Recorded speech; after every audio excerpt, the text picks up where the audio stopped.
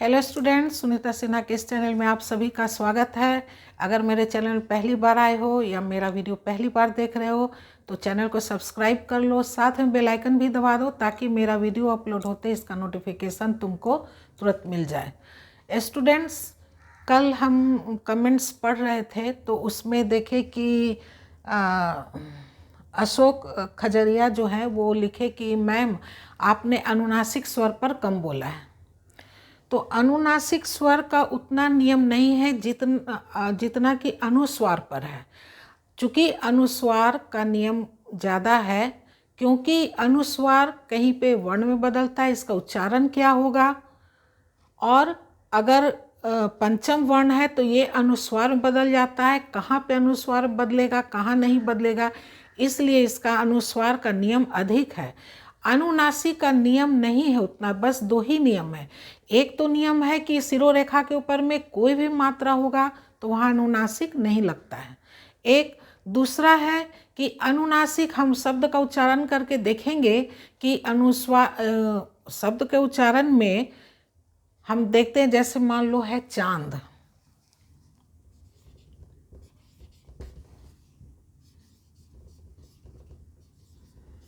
चांद है। अब देखो यहाँ पे शिरोरेखा के ऊपर में कोई मात्रा नहीं है तो यहाँ अनुनासिक लग गया। इसका उच्चारण क्या करेंगे, शब्द को हम उच्चारण करके देखेंगे कि मुंह के बाद इसका उच्चारण नाक से होता है, इसलिए इसका नाम है अनुनासिक। अनु यानी पीछे और नासिक यानी नाक। इसका उच्चारण नाक से होता है। हम च का उच्चारण करेंगे, फिर इसका नाक से उच्चारण करेंगे, फिर द का उच्चारण करेंगे। च में आ, चा, च आ द, चांद। तो इसलिए इसका बस दो ही है कि इसका उच्चारण नाक और मुंह से होता है। पहले मुंह से उच्चारण होगा वर्ण का, फिर उसके बाद अनुनासिक का होगा, फिर उसके बाद अगले वर्ण का उच्चारण होगा। च आ द, चांद। द आ त, दांत। और अनुस्वार का उच्चारण ना मुंह से होता है। उत्पत्ति होती है नाक से ही, लेकिन ध्वनि नाक से नहीं निकालते हैं। उत्पत्ति होगी नाक से, लेकिन ध्वनि मुंह से ही निकलेगा। जैसे अंगूर।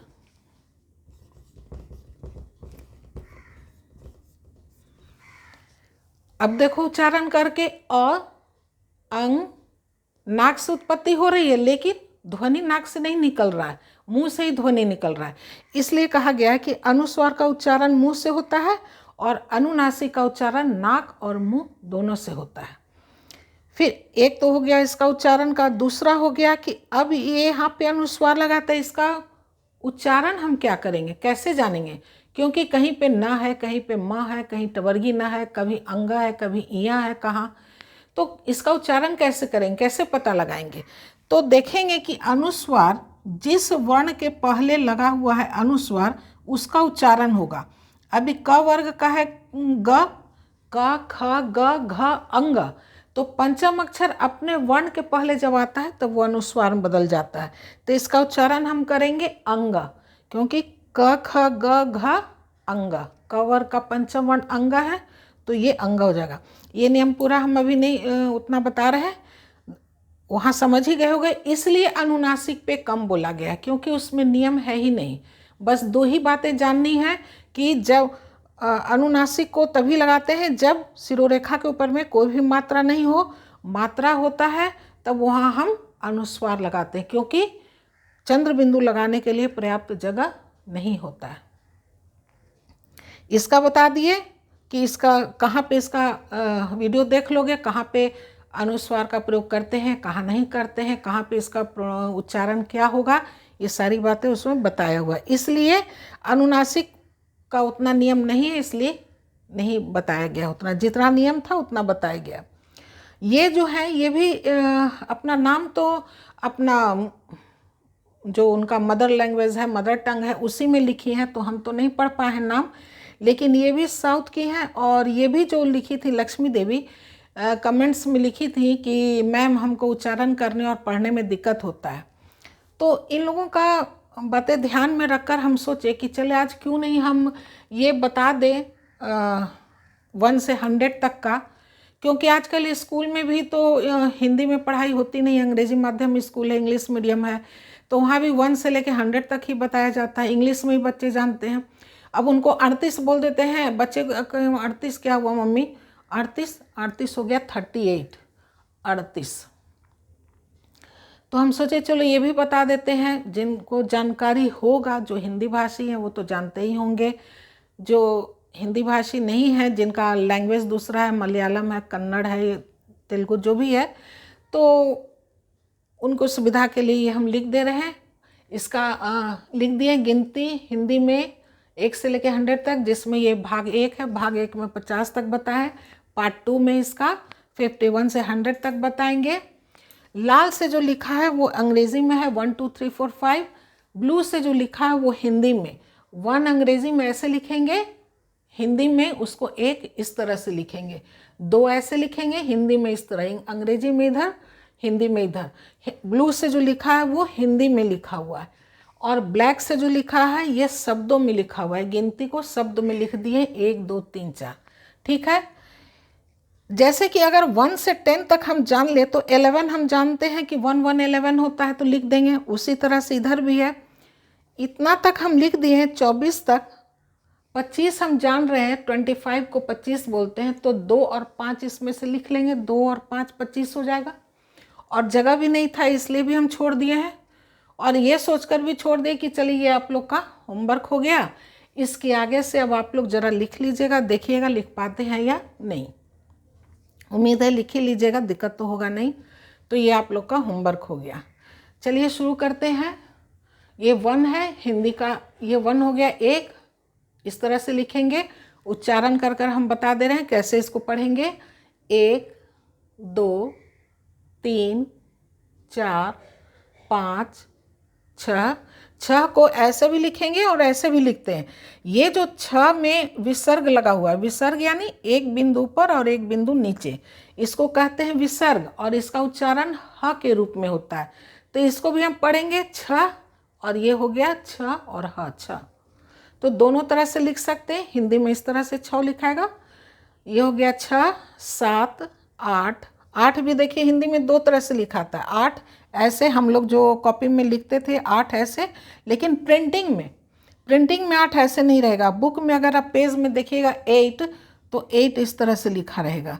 उसी तरह से 9 में 9 जो है 9, ये हम लोग भी जब हिंदी में हम लोग जब पढ़ते थे तो 9 को या तो जैसे ये 8 हो गया, 8 को ही ऊपर ले गए तो ये 9 हो गया। एक इस तरह से था